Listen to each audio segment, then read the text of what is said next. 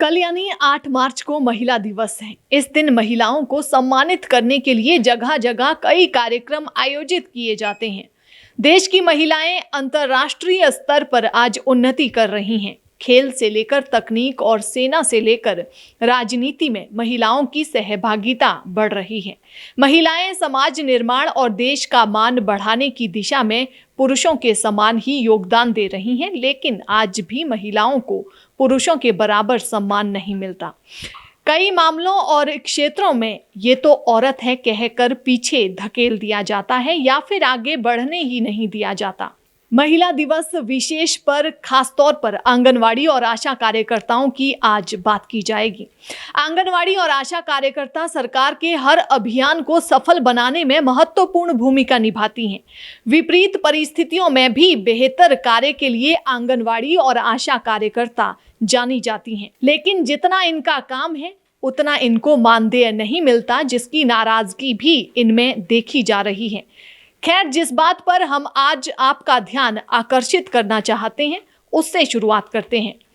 किसी बड़े नेता का कार्यक्रम हो या छोटे से छोटा कोई कार्यक्रम, हर कार्यक्रम में आंगनवाड़ी और आशा कार्यकर्ता की भागीदारी सुनिश्चित की जाती है। चाहे भाजपा हो या कांग्रेस, सभी के कार्यकाल में आंगनवाड़ी और आशा कार्यकर्ताओं को नेताओं के कार्यक्रम में उपस्थित होने के निर्देश जारी किए जाते हैं। आखिर ऐसा क्यों? कार्यकर्ताओं से ज्यादा आंगनवाड़ी और आशा कार्यकर्ताओं की मौजूदगी होती है।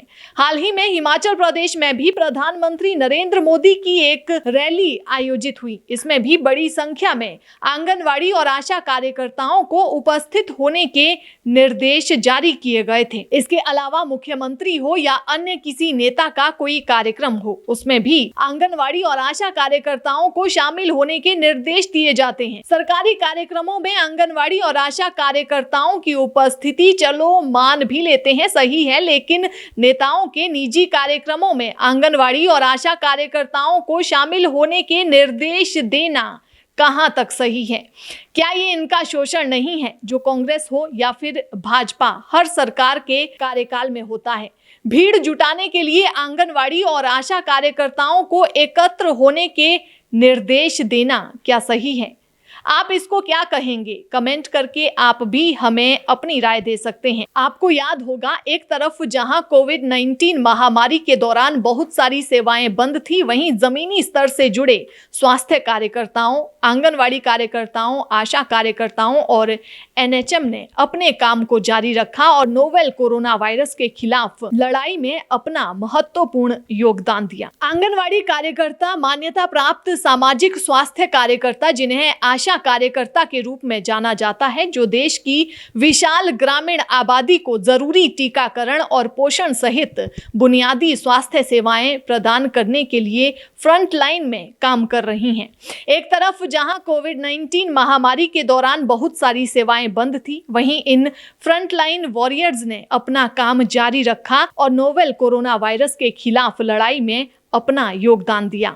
आशा और आंगनवाड़ी कार्यकर्ताओं ने कोविड-19 महामारी के दौरान भी फील्ड में काम करना जारी रखा। कोविड महामारी के कारण देश भर में आंगनवाड़ी केंद्र बंद थे, जिसके परिणाम स्वरूप केंद्र में छोटे बच्चों को पढ़ाना और गर्म पका हुआ खाना उपलब्ध कराना बंद हो गया था, लेकिन इसके अलावा सभी सेवाएं जारी रही।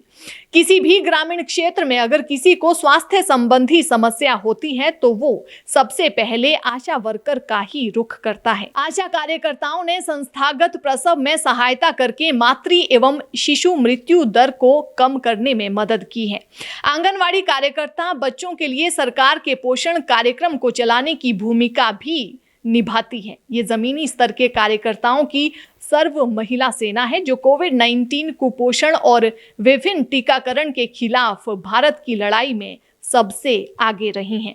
आंगनवाड़ी और आशा कार्यकर्ताओं को स्वयं सेवक माना जाता है और ये पूर्णकालिक कर्मचारी नहीं है, इसीलिए इन्हें मानदेय मिलता है, ना कि निश्चित वेतन।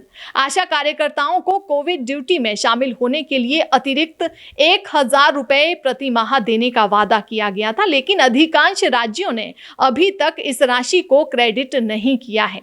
परिस्थिति कैसी भी हो, हर परिस्थिति में बेहतरीन कार्यों के लिए आंगनवाड़ी और आशा कार्यकर्ताओं को जाना जाता है। बावजूद इसके इनका मानदेय इनके काम के हिसाब से बहुत कम है और कहीं ना कहीं आंगनवाड़ी और आशा कार्यकर्ता शोषण का भी शिकार हो रही हैं।